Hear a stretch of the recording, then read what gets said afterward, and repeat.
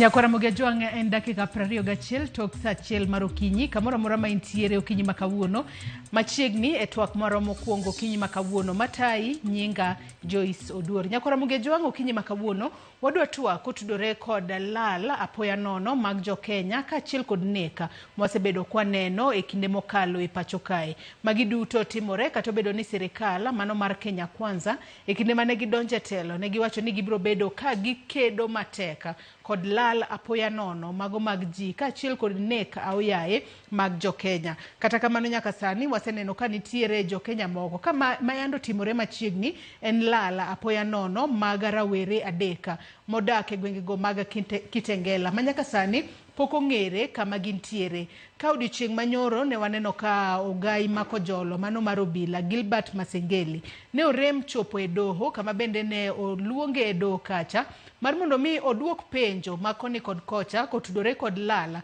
apoya nono mag rawere adeka mano e gwengego mag Kitengela. Rawere adeka mabende yande olale gwengego mag Kitengela nyaka sani koro pok ong'ere kama gintiere ka gin Bob Michemi, Jamil Logota kaachiel kod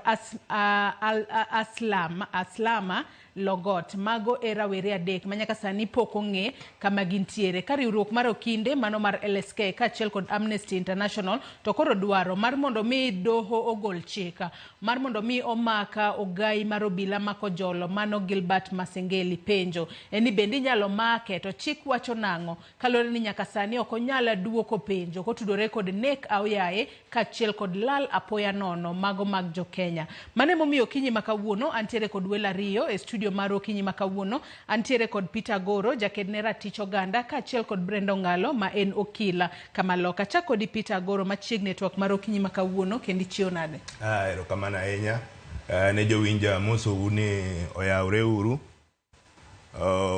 kod kawuono waneno gima timore e Kenya sani ne en adieri ne nitie joma nolal to ok ji adek gi mokwongo.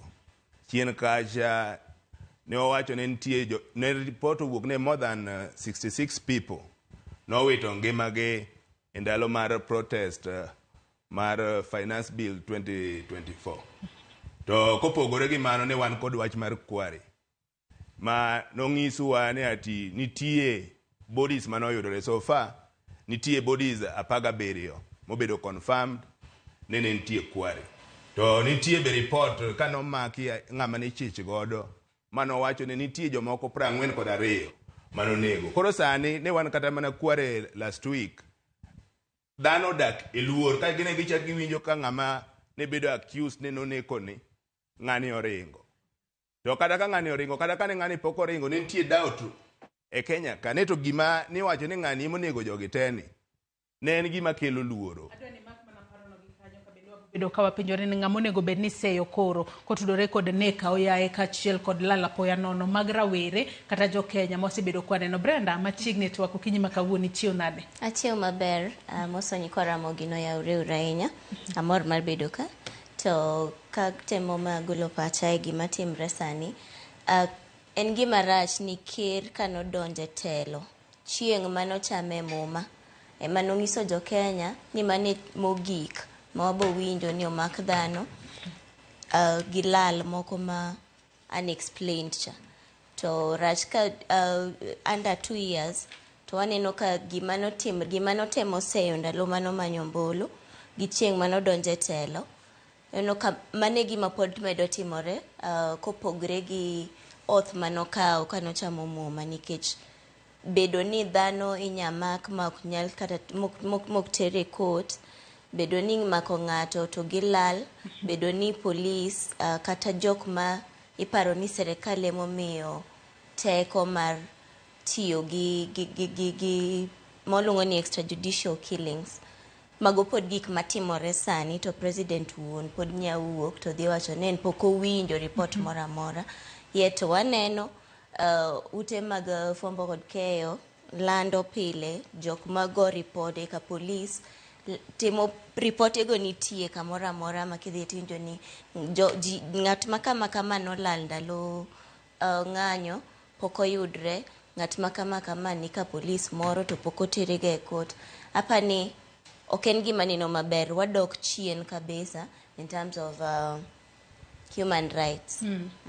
Machiegni urudute twak okinyi makawuono. Ka wachako twak marwa, kata kwa dhi mbele ko twak mar okinyi makawuono, bende dago mar mondo mi wawinjane ripota manolosno odiochieng' manyoro kod jafwambo marwa Chris Owino, kama doho odiochieng' manyoro ne ogolo chika mar mondo mi ogai mar obila mako jolo mano Gilbert Masengeli obi ochop e nyim doho chieng' tich abich mano jumani maonge leo mar mondo mi oduok penjo kotudore kod lal apoya nono mag rowere adek e gweng'go mag Kitengela. Kata kamano ne waneno ka Masengeli no kochopo e doho odiochieng' manyoro ka koro nolieko ni entiere tich pinje maoko. Penjo en adiera kose oyo kaluwore ni LSK nowacho ni onge ranyisi moramora mano chwal e nyim doho kacha manyiso ni Masengeli ne nitiere tich e pinje maoko. Kata kamano we wawinjane ripodno monde.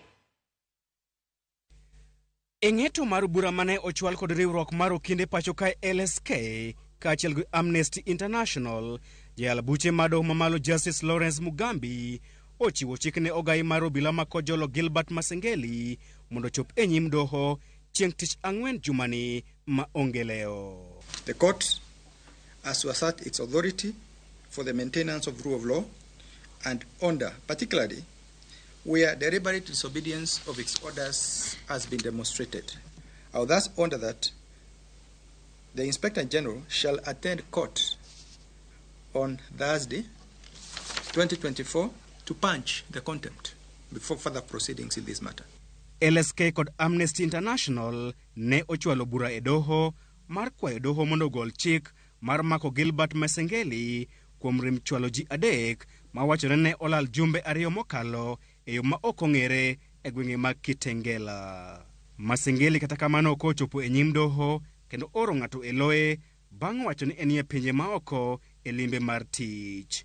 Having failed to obey the two court orders, the first respondent equally failed to obey the third one that required him to attend this court this afternoon. The court has teeth and can bite. It will not watch at its authority, and the constitutionalism is slowly being whittled away. Those that deliberately ignore or disobey court orders must be ready for the consequences, and for the violation of the Constitution, even greater consequences. Doho ne onyis ni Masengeli nie pinje maoko e limbe mar tich, wach mane okwed kod ogai mar LSK Faith Odhiambo mane owacho ni onge ranyisi mane ochwal ni doho mayango ni Masengeli nie pinje maoko. And they had more than adequate time to respond to the issues at hand. But most importantly, my Lord, is to tell this honorable court where Bob, Misheni Njagi, Jamil Longton, and Aslam Longton are.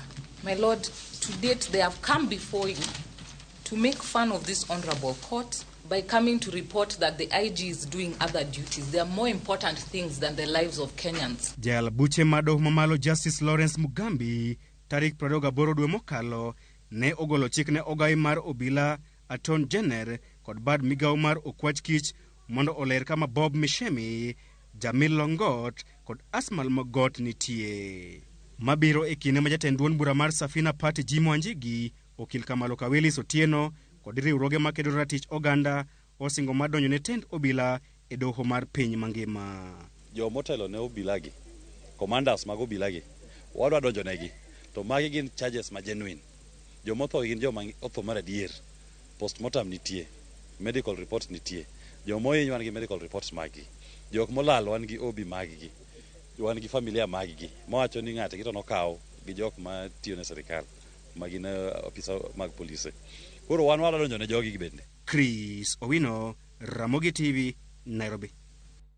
Wasewinjo kanyo report mane miwa odiochieng' manyoro ko jafwambo marwa Chris Owino mano kotudore koda Masengeli e tago maliet ahinya manotoka rem chopo e doho mar mondo mi oduok penjo kotudore kod lala mago mag rawere adek mano Bob Michemi, Jamila Longot kaachiel kod Aslam Longot mano lala jumbe ariyo mokalo apoya nono e gwenge mag Kitengela mano buore Nairobi ka. Kata koko di Peter Goro wasebedo kwaneno lal makamagi nyaka sani koro ang'eni kinde mang'eny iwacho ni obila ema biro mar mondo mi omak jogi.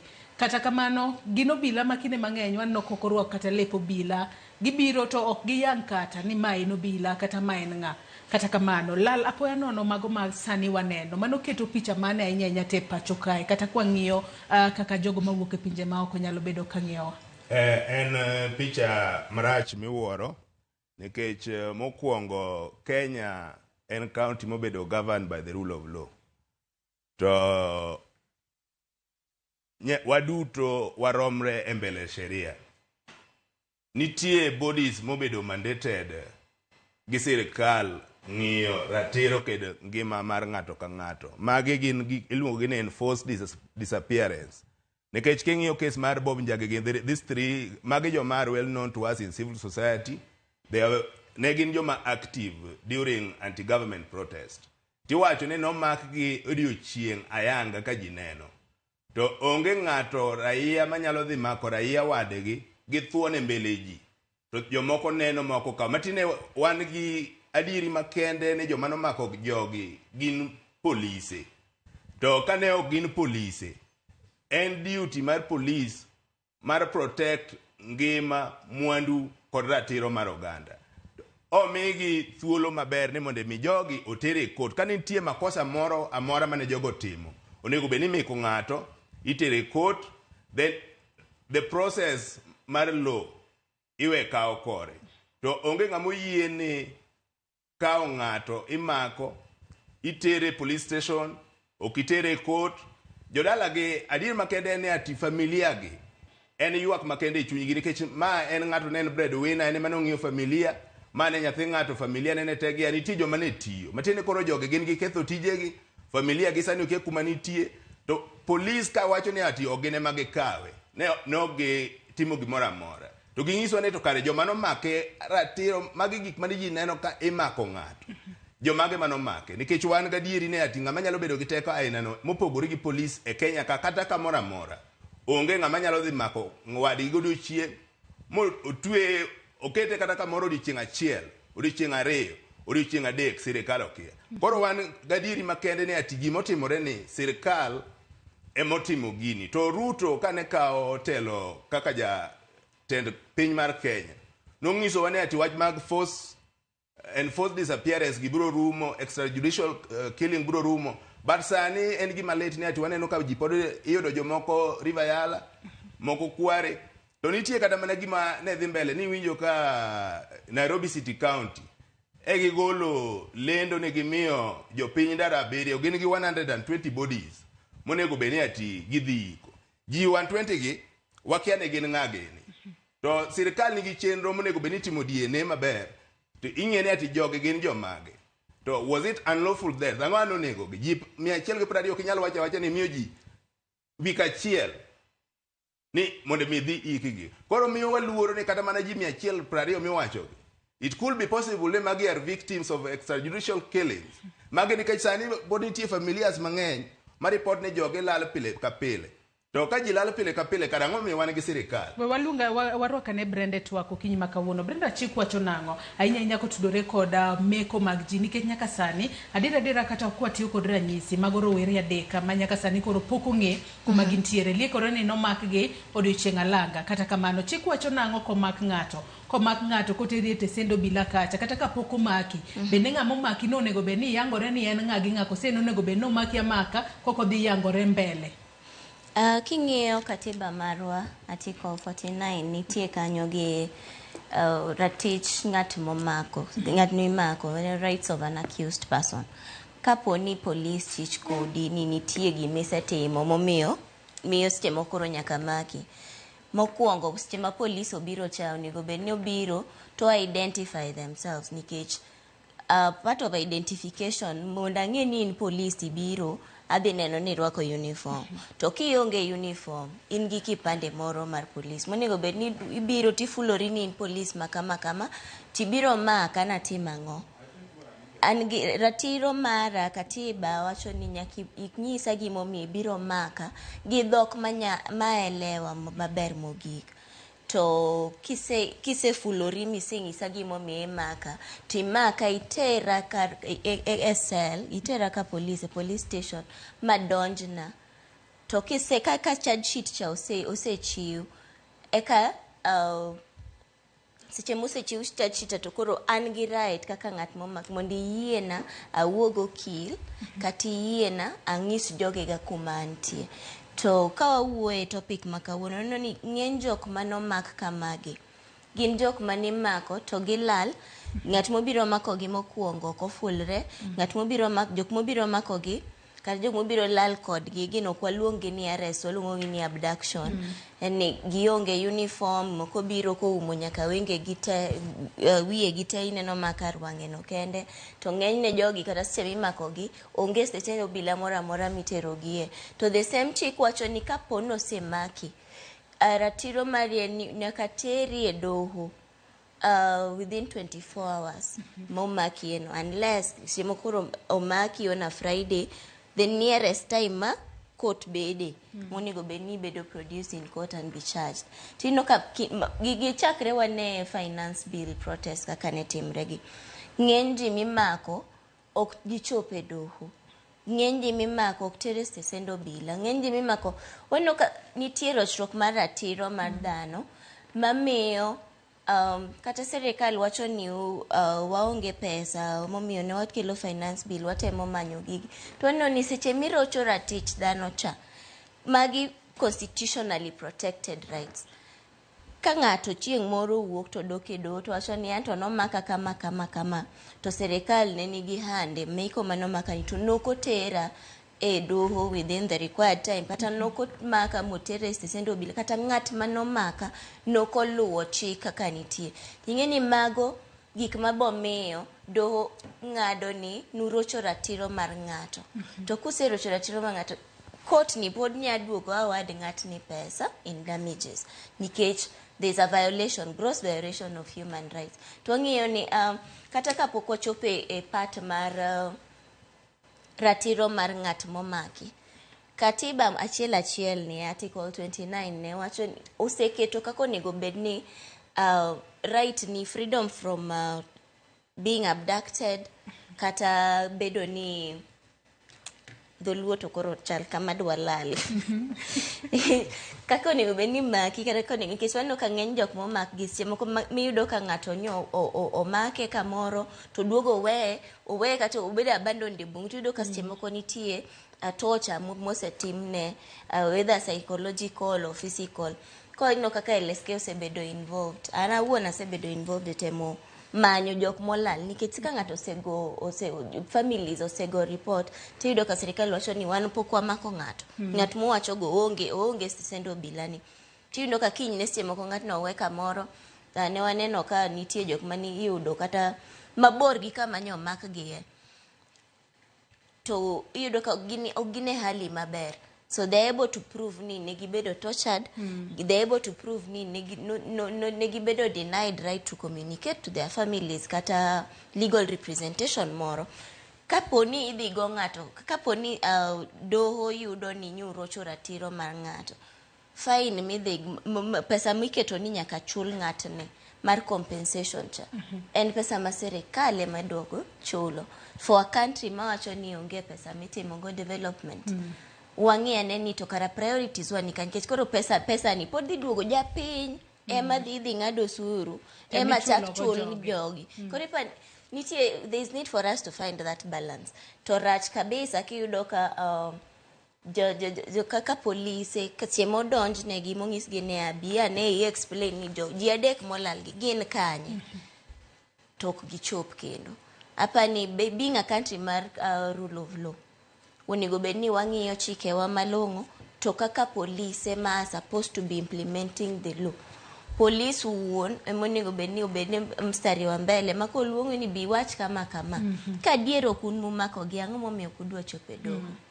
To mano bende makele penjo machielo Peter kadbuke twako kinyi makawuono. Nyalo bedo ni obila wuondore ne gikia gigi te to nitiere ng'ano matiyo kodgi mar mondo mi kik giwach adiera kosenang'o, nikech kwa ng'iyo nyoro doho no Masengeli no nego bedni chope nyim doho, kata kamano ndoko chopo nooro ng'ato mar mondo mi ochunge loe ka to wacho ni entiere e tich e pinje maoko.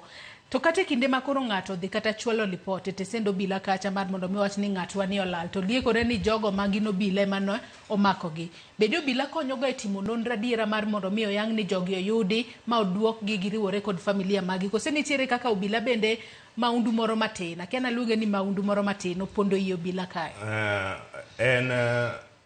Wach mwanyalo yie ne ati Kenya ka police force pogi yie ne wasewuok wach bar police force wadhi e police service nikech obila ong'e tijgi to tij obila en rito jopiny. Koro ng'ato olal to ng'amolal ni wakia kuma entie to report nitie ka police ne ng'ani nolal. Report ni bro yudo ka edhe police gi kata ka inyo wach mar kwari. Victims wacho ni police osabedo ka bwogogi. Mantiere nitie police moko ma pod itiyo godo gi the ruling class mar timo timbe maundu. Nikech kade ok en ni ati itiyo kodgi sani de waseng'ene to joma nego jigi gin joma gin ng'ageni. To dosa mak gi motergi e do. Wasaneno bila ko onego joma ng'anyo. To bila mano nego joma ng'anyo gi onge chieng' moro mosetergi e court ma jopiny oneno ne ma police manogo ng'ato bode kawuono otere e court. Koro wanyalo yie kata wanyalo wacho ne ati adieri makende ne ati nitie top e our police service. Emomiyo gik aina gitimore ne ka ng'ato go report ng'ato lal action moro mikao onge. King'iyo case mar kware nyaka sani kane wane ground victims wacho ni ati nitie police moko mapod kata kidhi gine ne nyiso gine tang'o miyo wach mar golo bodies ni nochung'. Iluongo jogi jomoko ibwogo. Matine police gin part and parcel mar gima timore. Ging'e gima dhi mbele, ging'e gima timore to nyaka bed mana nitiyo kod emomiyo kano luongo acting IG e court. En tich ne ke jogi yudo command from the above. Nitie ng'ama tiyo kodgi e timo gik nikech wanyalo wacho ni jomolal gi ng'eny gi nolal kaluwore kod ng'anyo mane timo e wach Finance Act 2024. To obila gimosatimo ma jopiny nyalo wacho ni ati noter ng'ate dojo mane timo kama onge. Jomalal gi igo report no obila. Action mobila nyalo kawo mar yudo jogi moket oyang' ne jopiny ne ma e report mage joma nolal. Wasatimo kama mwayudo joma kama. Matine ni ati wan gi rot e police service jogi poko oyie ni ati wan gi chik manyien ma pinywa mar Kenya ni wan e bwo chik. To bwo chik onge ng'ama ni in police IG you are above the law. We are all under the law. Koro mae e shida ma pod wan go kaka Uganda ne ati systems wa pokwa conform ne ati nitie ratiro mar Uganda monego bene sirikal ng'iyo. Ok ne ati koyuda police ok onego beni kao order ming'ene is unlawful. To obeni kata mano ama ir president okoyiene gitimo makama. To wan gadieri ni ati gima kama timore nikech jogi onge action magikao e weche ma jopiny ywakgi. Enek minego godo ji pile pile gi. Ka en police tij police rito ngima jogi. Ang'o miyo jogi nego to wakia ni joma nego gin ng'a. Kare aja gani waendelea chulo tax mondo miritwa go to joma rito wagi ok ritwa. Koro ok en gima ber kendo wan kama rach kabisa kaka piny. Brenda bendi paro ni kaluwore kod kaka LSK kaachiel kod Amnesty ochwalo bura e doho mar mondo mi ka gikwayo doho mondo gol chik mondo mak obila mako jolo mano gai mar obila mako jolo Gilbert Masengei mano kuom rem chiwo lera kutudore kod ji adek go bendi nyalo make adiera kaluwore kod chik. Kaluwore kod chik to yes inyalo make but koro king'iyo the practicability nikech mae acting IG ng'ama dwa make nikech the same person monego bed ni make en subordinate kuome nikech chik moyie ni mondo make to is under command responsibility mowacho ni ene motelo mogik e service no. To koro gimora mora ma juniors getimo gimora mora ma jok matiyo piny mare timo en monego bedni kiluongo ng'ato no dio explain gimoro to en waseneno ka kata ndalo ng'anyo cha ne nitie videos ji omako gi sim, nitie CCTV footage mineno ka ng'ato ogo gi bunde kamoro tineno ka Jo-Kenya nosetemo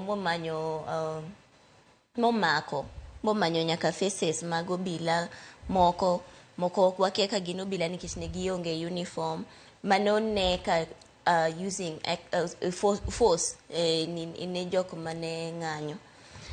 To jogi te onge kata ng'at achiel mosewinjo ni polis kata ka ne gineno ka giwacho ni magi ok joggi.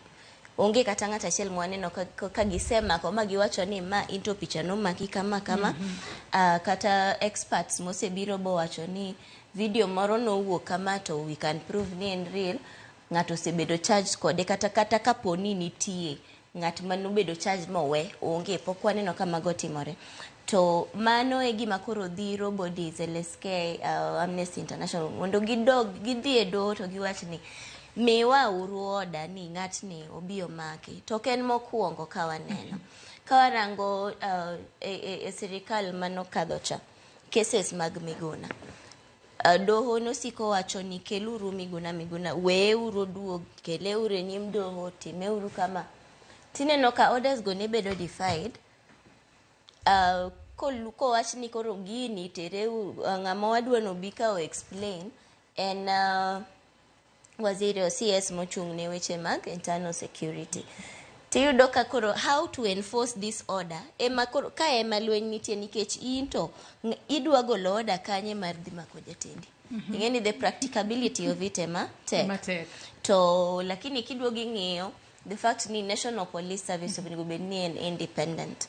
Hapa ni independence ni pok wanene malongo nikech kata IPOA my oversight police nosegolo report margi ndalo ng'anyo ka giwacho ni adier ji nitie manonegi, nitie jok manoselal, gin gi postmortem reports manyiso ni jogi notho kaluwore gi hinyruok mane giyudo ma either ne gibedo short kata ne gogi kamoro mana gi ndalo protest. To ka ng'adi matin Brenda nyaka sani kodi sewacho ni nyalo bedo keto e chik kata kete tema chik mado seche moko nyalo golo mar mondo miyo mak masengeli manyalo bedo matek kalore ni ene jatendo bila matende ni ene mojachiwo orders mar gik moko mar mondo miyo tim ero do golo chik mar mondo miyo chope nyim do odiochieng' makiny maonge leo koda gichopo to koro ang'o matimore in case ok ochope do odiochieng' makiny nyalo dhi make gi thuon kose wanyalo wacho ni en above the law ng'ama dhi make kose ang'o madhi timore. Okay, above the law, but wacho ni practicability mar kakedhe make no nikech kanyo rem chopo nyoro. Ungise ni koro tich abich tichop moke leo. Koro tich abich no kochopo moko leo, the only thing ma wanya timo en ni koro donjne gi mar ketho mar contempt of court mar ni oko winjo gima court owacho. To contempt of court no koro eminya ti godo ma koro koko chopo to wacho ni order no osegol ni bika explain wa gini to ero no kibiro koro contempt of court ni emiyudo kaste moko chik koro yiene obio tuwe kata dweche adek moko until or comply gi court orders, but still ng'ama dwa make ma make sure no chope do no nikech koro ene emomiyo seche moko kiketo ng'ate office ni ing'iyo ga integrity mari ni kaponi gimoro timore to you are able to be you have integrity enough midhi chope doho koluongi kibedo summoned irrespect ni doho ni independent mana kaka office mitiye no independent mondo kikimi tij jogi obed matek nikech ka ji adek olal kata chiel chik and chik kata chiel kolal jakenya kata chiel kolal responsibility mar protection of the citizen oweni kaka police to ka jogi okinya explain kama gintie to nomak gi jok michich go ni police then come and explain kama gintie jo Kenya obed kong'eyo nikech the more mokidhi titemo nyiso jo Kenya ni it is okay ni nitie chik lakini nyavunjo chik ni sasa miparo. Aya nyakora Mugejong med chwalo ote magi kotudore kod twak mar okinyi makawuono mano mar lala kod neka apoya nono mag jo Kenya mwasebedo ka waneno okinyi ma mosebedo kwaneno ahinya to e kor gwenge mopogore opogore pacho kae kata kamano nyaka sani obila pok ochwalo ler matuta kotudore kod lala kaachiel kod neka aoyaye mag jokenya mosebedo kwaneno kapok wadhi e yweyo marwa ing'isa ni wadong' kod dakika 10 kende kaeto wadhi e yweyo mokwongo e twak marwa okinyi ma kawuono. Odiochieng' manyoro Peter benene waneno kanyo ka mano jatend duond bura mano mar Safina Party mano Jimmy Wanjigi kaachiel kod okil Kamaloka mano mabende en jalupne mano e duond bura nogo mar Safina Party Willis Otieno. Ne giwacho ni koro kaluwore kod nek kaachiel kod lala poya nono mag jokenya gibiro bedo ka gichwalo kata gidonjo ne tendo bila e doho maduong' makedo kod wechego mag njore piny mangima kata ICC. Mako tema bende nyalo konyo e tieko lal kaachiel kod nek apoya nono mag jokenya mosebedo kwaneno. Ma kotim nyalo konyo jopiny nikech king'iyo system mar Kenya sani wawuoye wach independence of these three arms of the government, but adiri makende ne nitie interference from the executive. Matine nitie jomoko ma gin gi feel kada gin gi paro ne gin they are above the law. Koro ka wanyalo yudo justice e piny e court maduong' ma oko matine ng'ata ma biro kata mana police minyiso ne the abduct ng'ato biro bedo gi luoro nikech ong'ene kata mana jatende magolo this instruction magolo this command nyalo kawo responsibility. Koro ma biro konyowa mondo kata mana the victims of these police abductions enforced disappearance kata nek mwasebedo kwa nenogi ginyalo yudo justice nikech gima joge dwaro moloyo en justice. Justice ma en breadwinner onege to ang'o ma be wan kata mana gi chenro king'iyo sirkal ma Kenya ne be wan kata mana gi the government fund ma ka gimoro aina ni otimore wawuonde ne ng'ato aina ni otho to familia mare ng'ama kawo majukumu mar familia nikech ng'ani otho mane ok onego bed notho kata ng'ani nobedo tortured ma owito pache ma kata tich manotiyo ng'ani koro ok nyal tiyo ere justice. Koro wan ka wanyalo yudo ratiro e ICC nikech nitie general feeling ne the current system nitie interference kod some kind of compromise. Kata waneno wasaneno ka do golo orders so these orders are being disobeyed. Koro ka wanyalo yudo gini e do maduong' piny mangima to nyalo konyo mondo mi even in future ng'ato moketi a position of leadership ong'ene ati we are all equal, we are all under the rule of law. Koro obro kelo luoro e migapo mopogore opogore mag sirkal. Ng'ato ka ng'ato biro ng'ene kitimo gima kama kokiyudo ratiro e Kenya ka nitie ICC, nitie African Court of Justice, nitie East Africa Court of Justice. Kata mana sani nitie case machielo be mano bedo filed gi jo civil society East African Court of Justice nikech nitie luoro ne ati Kenya ka ibiro gol court order. Ne waneno kata mana acting aji ibiro yudo ka ok odhi e court, ibiro yudo kata mana mbaka ma wacho nero owacho ne koro tuwe ng'ama dhi make, but wang'eyo ne ati gini kokoro okadho kiwango ma entie sani to jogi biro bedo gi luoro ndalo mabiro mar timo gimoro aina kendo the victims dhiro justice. Kane en joma notho wadwaro compensation, wadwa ng'ene to familia ne ng'ama kawo tinggi to ka gin joma ne kata ok otho no inygi gibedo tortured ng'ama kawo ngimagi nikech ng'ato nowe tije ok onyal tiyo tije. Sirkal onego bene kawo that responsibility. Koro justice ema jogi dwaro kamoro amora monyalo yude the better.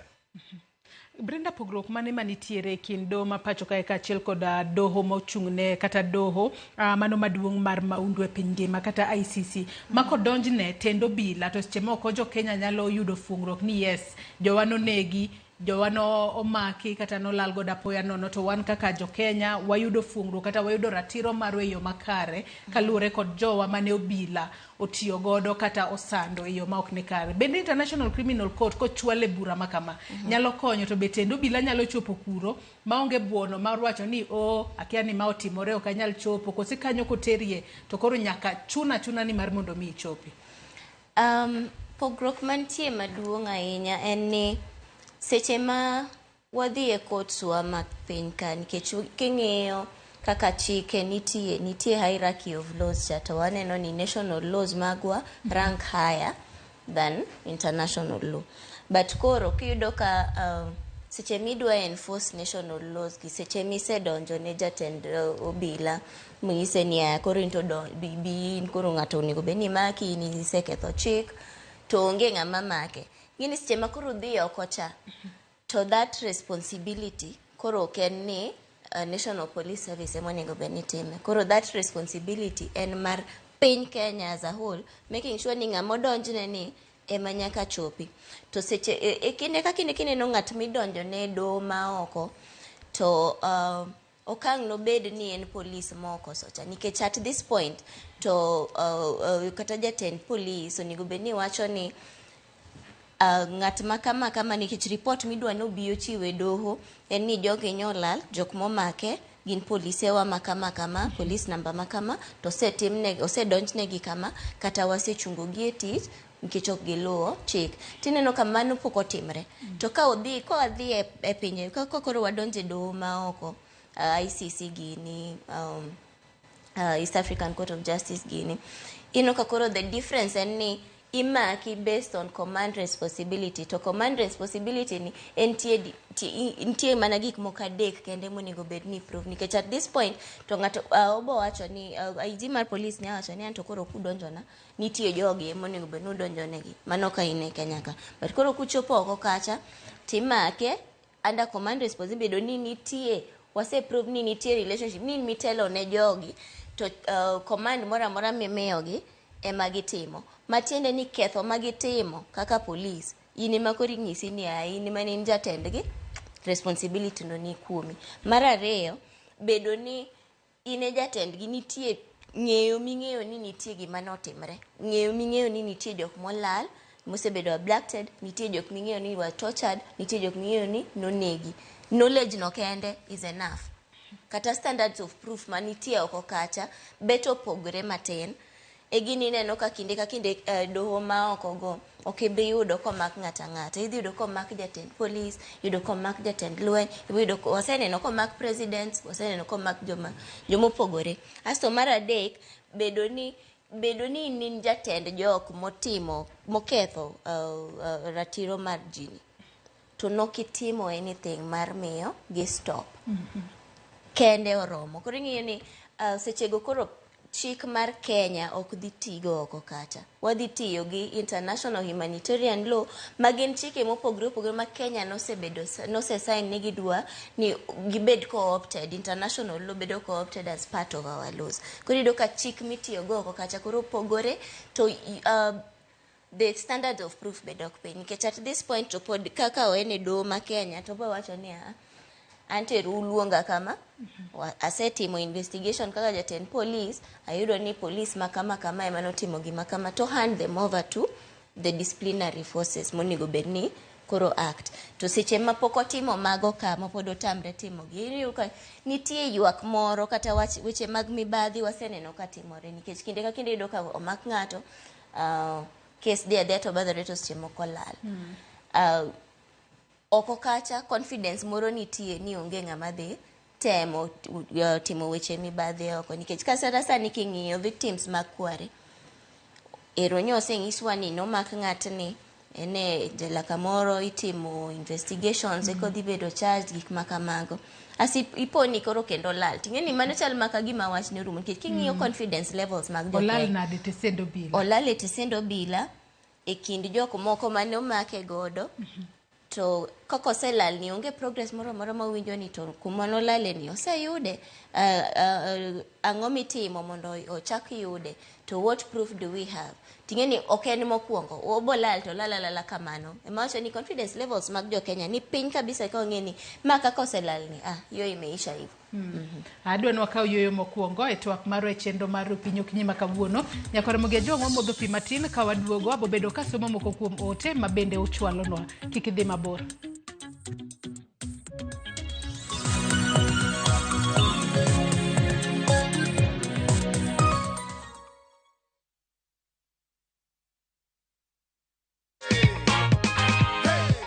Ulikuwa una expect kuambia watu umeshinda do? Sikuwa na expect. Ushapanga matumizi ya ganji? Tayari. Unapanga kufanya nini? Hiyo ni school fees direct. Here is your check.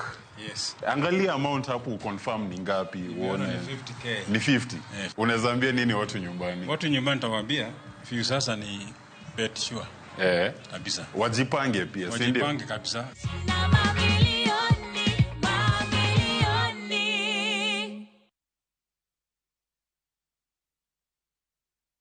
Chakuoth materi kama berlilo emanitie. Donji e piny ma jotije wa makonyo kastembe gi rwak makende ok ni mana kod lony to gikonyi e timo yiero makare mar chopo lek ma in godo e kitu itado midwaro. Winjane sigand kastembe wa moseyie kod ber ma giseyudo. Mabati is the best. Na bei iko sawa.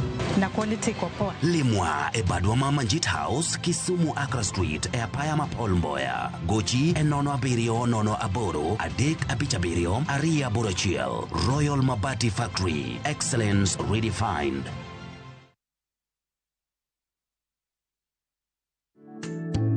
Nimeona ni rehema zako tu Baba, nimetambua ni huruma zako tu Baba, nimeona ni rehema zako tu Baba, nimetambua. Naitwa Victoria Naza. Kupata wimbo huu kama sikiza tune yako, bonyeza *811 *381#. Kumbuka, sikiza na Citizen nyumbani kwa wasanii wote.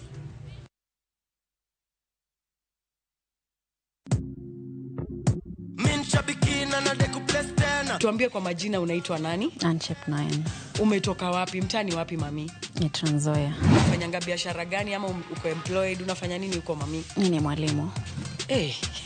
Walimu washakuwa pilot. Cheki sasa venye nakuambia, mwalimu mwenyewe. Ulianza kucheza aviator lini? Nilianza kucheza this year March. Ulijuaje kuhusu shabiki aviator? Nilisikilia tu colleagues wale ucheza pale job So pia mamode wengine ni mapilot huko. 1.2 million na una plans gani na hii mkwanjezi mami? Kitu niko naye kwa mind tu ni shamba alafu na nitulie. Congratulations to Anmanze. Na nikiwaambia aviator ndio form. Kuwa captain. Mbona utaki kufinya mafuta? Aviatorshabiki.com inakupa the biggest multiplier in Kenya. Shinda up to 50,000 times your stake. Yani ukiweka stake ya 100 bob, ndege ipeperuke, unashinda 5 million within seconds. Changamkia Aviator on Shabiki.com. Not for persons under the age of 18. Authorized and regulated by BCLB license number 428.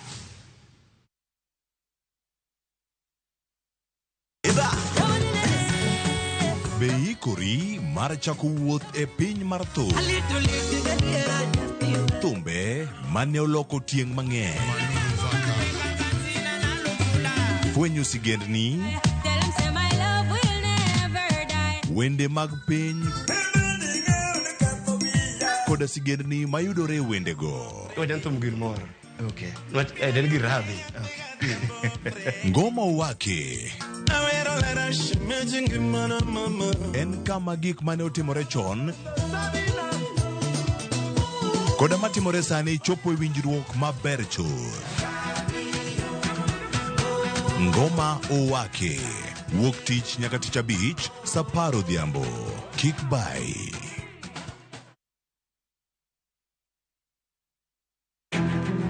Wakelo ni chenro mar ohala kod lony gi dongruok mopogore opogore. Ohand kinyosi nigi pesa kitimo gima dwarore. Weche makende moa kuom jogo makelo lokruok e ngima dhano. Ohala ber nikech ohala puonji managerial skills. Lek ma in go iriembe mineni gigo chopo. Chakre gi jogo mane ochako ohala manyien. Kalure gi kaka nachako gi kuma achope. Ohala ni en ohala maber. Nyaka jotelo molony e timo ohala. Akwajo jodala wate odogi ohala. Ne pek mane gikalie. Pod waonge uhuru mar ohala. Loch mane giyudo kod kinda mane gitimo e manyo gik mabeyo beyo. Ka johala ok nyal chako project ka ionge gi market. Tudri gi Cleophas Oluoch e ohala gi mwandu. Tich ang'wen ka tich ang'wen chakre saa 1:45 otieno.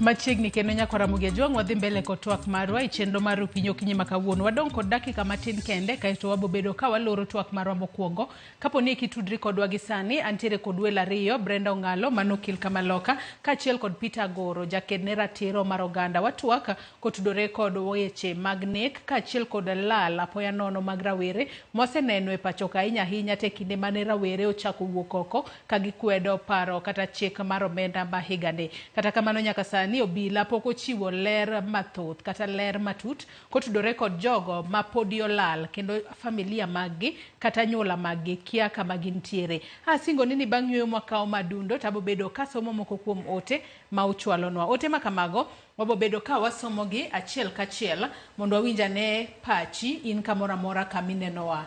Ogembo Meshak Ochieng wacho ni an pod jenzi manyocha otho ka pod lit na kabisa. No more trust in any politicians. Vitalis Ochieng wuod Game Karariu wacho ni Joyce Odur asemolo kodi e chenro ka luwo twak gi sani mapinyoru maber kama endi to matimore Kenya waseneno kendo okosemorowa kaka polis tiyowa e piny kae mano paro maber. Odhi mbele kwacho ni bat doho ma e Kenya kae nigi weggi. Parono ginyalo tero to lemo monyago ok yudre. Polise mane onego jopiny kinde ng'anyo poko yudi. Jafuambo mane ogo gi bunde ngimane ni andaki kaluore gi jogo mabuoge. Odhi mbele kwacho ni doho sirikal ok winja koro wana kaka jo Kenya podi sirikandwa podi kokao okang' mar dil gi jok mag gik matimore maricho e pinyni gini gik ma iwacho itero e doho duoko ok yudre. Aya omedo ko wacho duoko ok yudre thothne to gilala omiyo kanyo gitema waboneno ni odhi nade odhi mbele ko wacho ni do sirikal ok winj waseneno mathoth ka itero to sirikal timo timbegi waonge geno.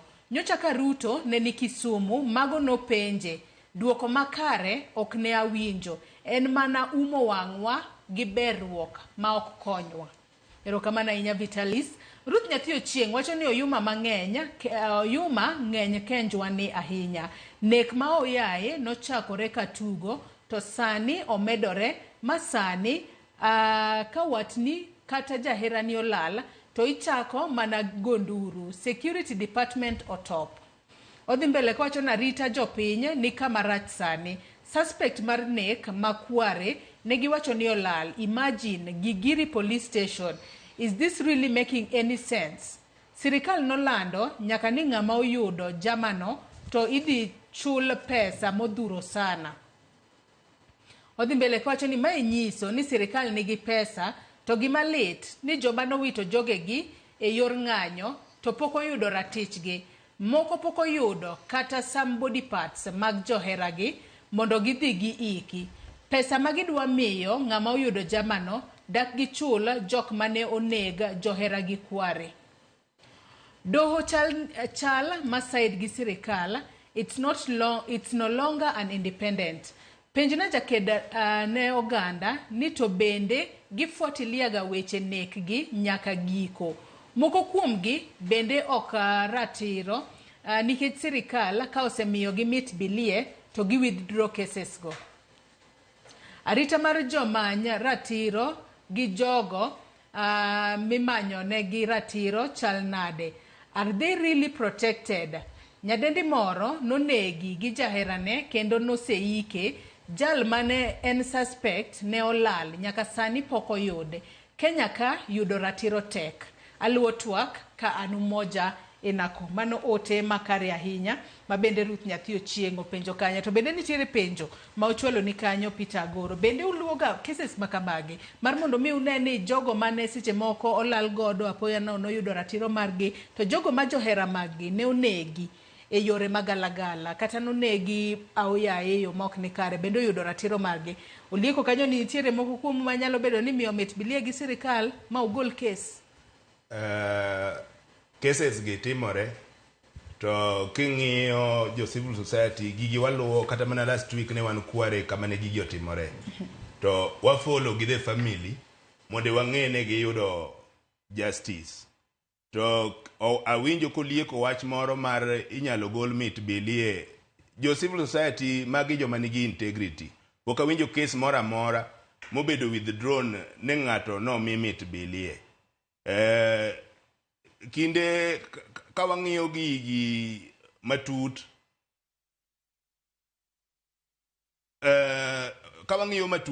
wanyalo wacho ni ati cases gi court process take time. Ok en gima wanyalo chaka kawuono tiwacho ni ati no ng'ato nolal kata onege after 2 days oyudo justice. Koro emomiyo jopiny nyalo neno ni ati samoro gigi lal alala to gin gik mo follow up. Kata king'iyo a good example mar Kware, and we have so many others ma waluwo gine do. En mana ni justice system marwa en gima okawo kinde malach mondo mi ji yud ratiro margi, but in the fullness of time jogi biro yudo justice. Pok awinjo mana kaka sawacho no, pok awinjo ng'at mobedo compromise to withdraw a case. Mano pok otimore. Magi joma nigi integrity. Ok inyal bedo jatend ratiro mar oganda kionge kod integrity. Magi gima wa insist on. Wadwaro kata mana in the top leadership wadwaro joma nigi integrity. Ng'at mo ma ok nyal bedo ni ati imiyo gimoro mit bilie neto kore ikaso kamba. Criminal cases ok inyal withdraw ne ati omiyi mit bilie. En mana ne ati wakwayo jowa ni gini en gima okawo kinde malach. Wabeda kod patience. Finally, in the fullness of time, jogi biro yudo ratiro. To chako wacho ni ati nitie these victims be nitie protection mimiyogi. E pinywa mar Kenya ka wantie gi gimiluongo ni Witness Protection Unit. Ma kifil ni ati in gi wach moro monego be ni chiwo to ngimani obuogi kata obedo threatened. Onego bene report to wambe same report gi wambe wa follow go up mondo mi protection mari. Maka ne in gi gimoro ing'e kaka ng'ato lal tidwa wacho.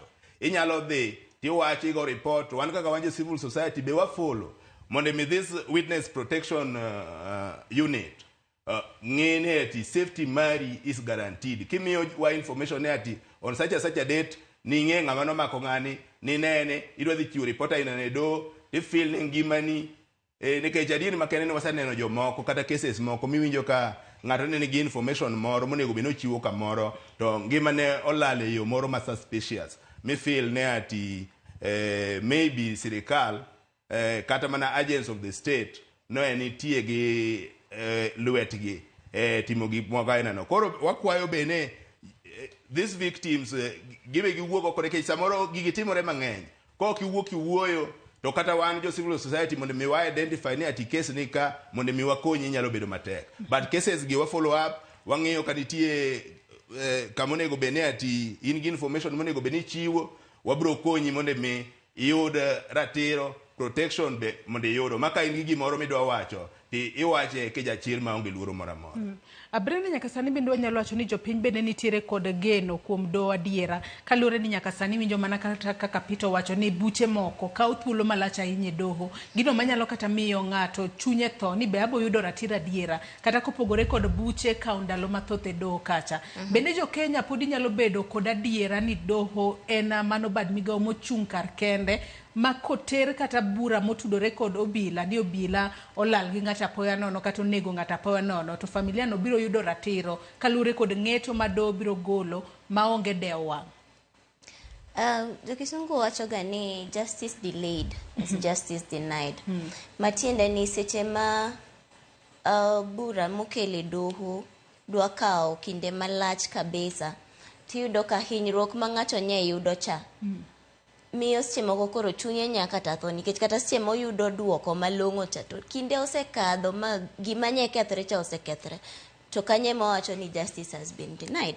To adier jopiny to onge geno ahinya gi doho to apa ni understanding moro mar ni doho tije chako gi kanye to rumo gi kanye ema seche moko onge nikech kiyudo ka it's a criminal matter wasechwale doho ni ng'ama kama polis nyo yudo otim kama ma oyudo polis no mosetere e doho podi waduogo ni polisi ema nyaka tim investigation eka tergi ni ka DPP to DPP koro ema chak chwalo makosa motimni eka koro doho winj kes bang'ade.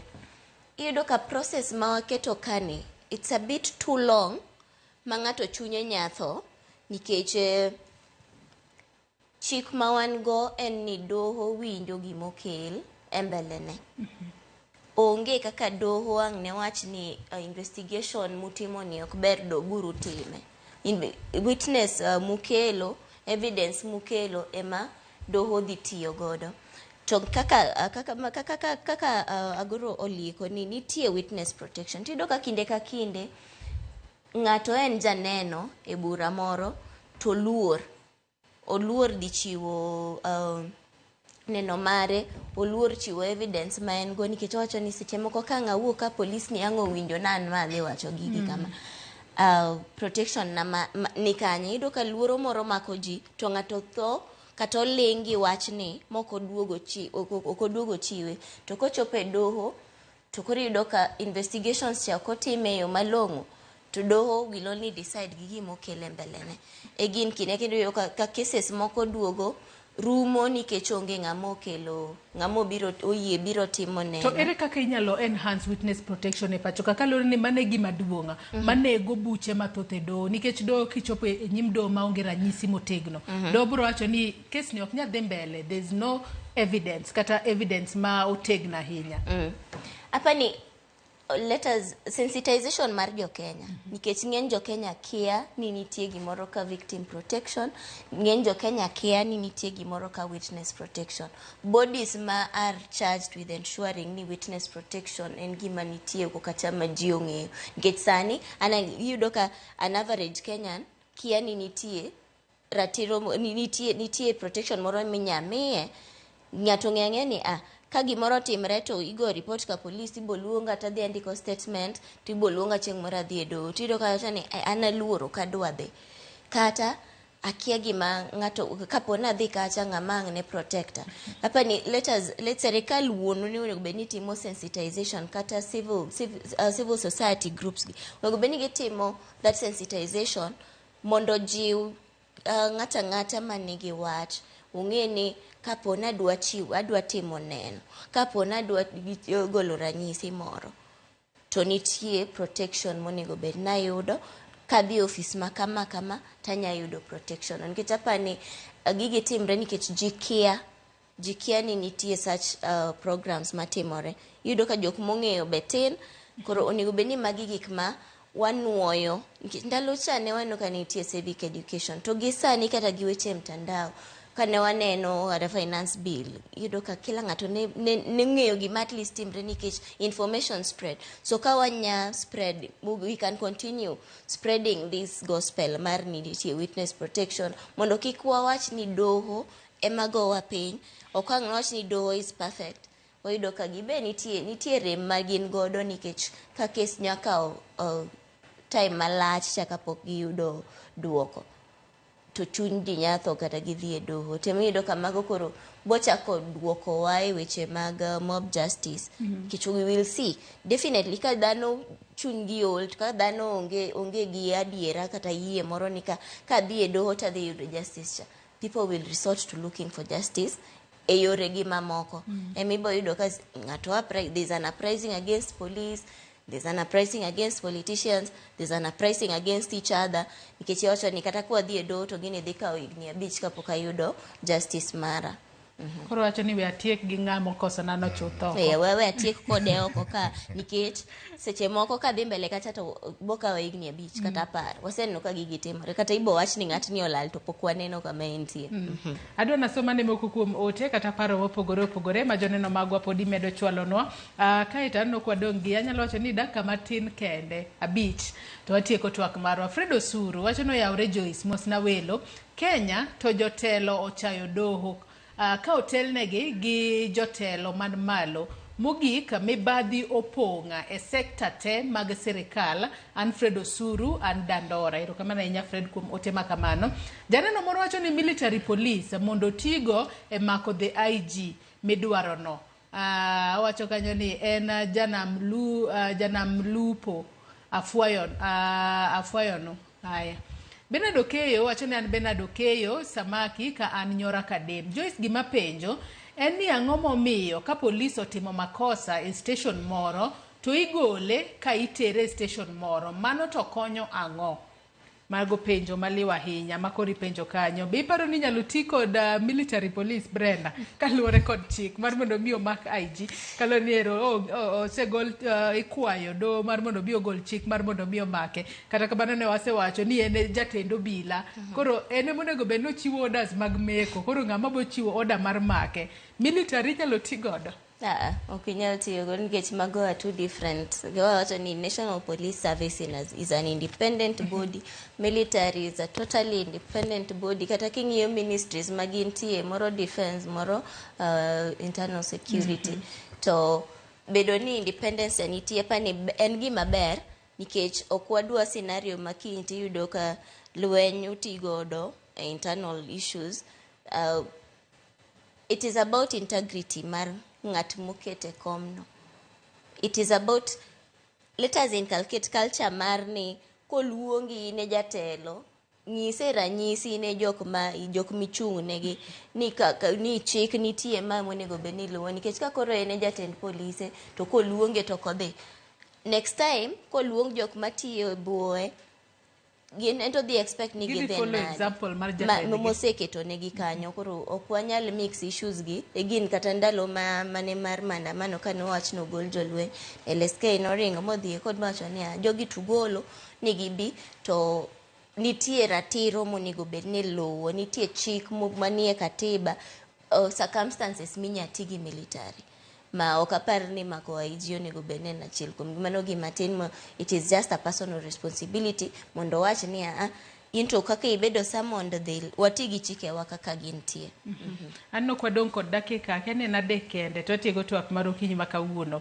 Nyalo bedo mi tendo obila tiyo marach kod obila mane piny ahinya to e lala poya nono kaachiel kod neka mag rawere mwaneno, nikech adiera obila ok nyal tiyo ka ok omiye man authority kata koko miye chik kowuok kuom jatend obila.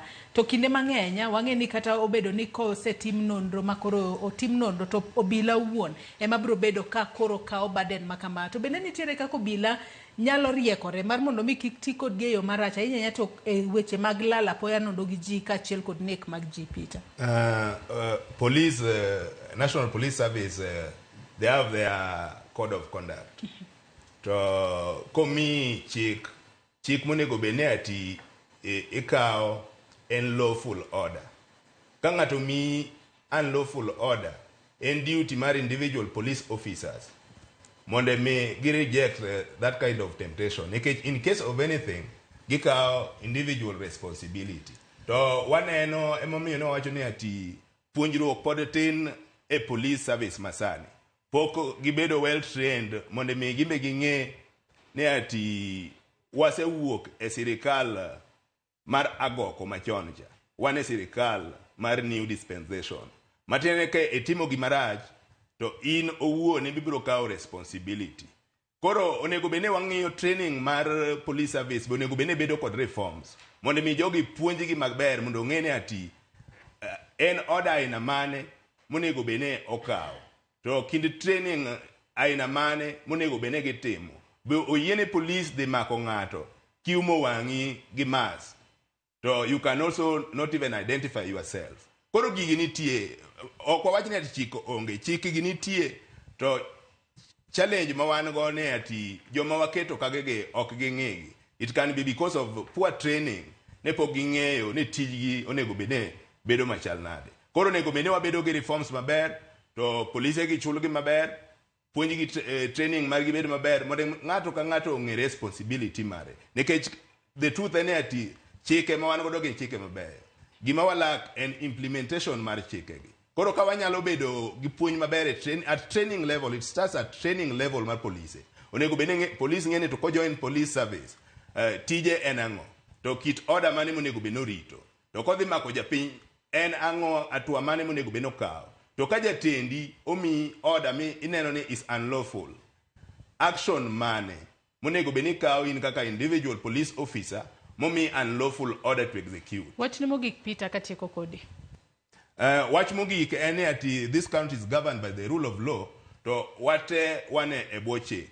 Obed IG, obed the president, obede kata mana an without chik matine ng'ato ka ng'ato mana kaka ne Brendo wacho ka chik onge kata ka ng'ato nitie moro makadho timo gimoro e tok chik obro invite anarchy matine kikosona to watieko kodi to mano is when danger ngima wa duto to ratiro mar dhano en magi rights mama non negotiable onego bene sirikal ma waketo e telo ng'iyo ne ratiro mar oganda oriti ma onge any compromise to jopiny be onego bene ng'iyo ne to jotelo mage magikete telo mondo mi ka wabet gik moko matimore ni winjo ni ati noluong ng'ato to ng'ato kodhi e doho ng'ani nitie appointing authority ang'o matimore matini they are learning all these things from the top koro en responsibility marwa be kaka jopiny mondo mi wang'e jomo waketo a position of leadership mondo mi gibed good example to others to ka walek tru ng'ato nikech ng'ato nogolo sing 50 kata ne en wave mar siasa to wane mwasafa bang' yiero gi ofis. Ero kama na inya Brenda wachni mogik ka watieko kutudore kod lal kod nek mag rowere apoya nono. Ni kama ochope ni to koro serikal all government agencies onego bed ni ng'iyo ni adier chik mane morito ngima jo Kenya, chik mane moketo gi offices magintie no to kata ka jatend piny nodonjo to part of the oath manokawo was to obey, respect and protect ngima mag jo Kenya. Mano e gima otimo nikech gik matimore gi ok be ahinya, let him be in touch with reality. Ero kama na inya Brendo Ngalo ka achiel kod en Peter Goro kuom kawo thuolo mar okinyi ma kawuono mar mondo mi ubi wabede twaka mano kotudore kod kwedo lal kod neka mag rawere mwasebedo kwanene pacho kae. Asoma ne moko kuom ote aneno ka janeno wa moro kae wacho ka ni Ramogi TV an Mary Nyarugenya ananeno mana ka mibadhi gi miriambo ema opong'o Kenya wa kae. Emomiyo ratiro kata watemo manyo to kwayudi e yo mayot. Kennedy bende wacho kae ni sirikal ong'eyo gigite kendo jok molalgo kata mana chich makwarecha polis ong'eyo lalne. Ote machielo Injinia Lazaro Kanyamboko wacho ni onge sirikal mora mora e piny kae manyalo control opposition mage kod intimidation, deportations, exiling people, road terminations. Mano gimane otamo kata Amin Dada. Sirikal mondo koro respect international laws, human rights kendo nyaka gibed open for criticism. Ng'ama ok dwar ni obed criticized to kik dwar public offices. Ero kama na inya kuom ote ma uchwalo nwa nyakora Ramogi Ajwang' e kinde manwa dhi mbele kod twak marwa. Akaw mana yueyo madundo gi sani bang'e tibo bedo kiyudo chenro mar tedo gi chiemo gi Jailieta. Kik idhi mabor.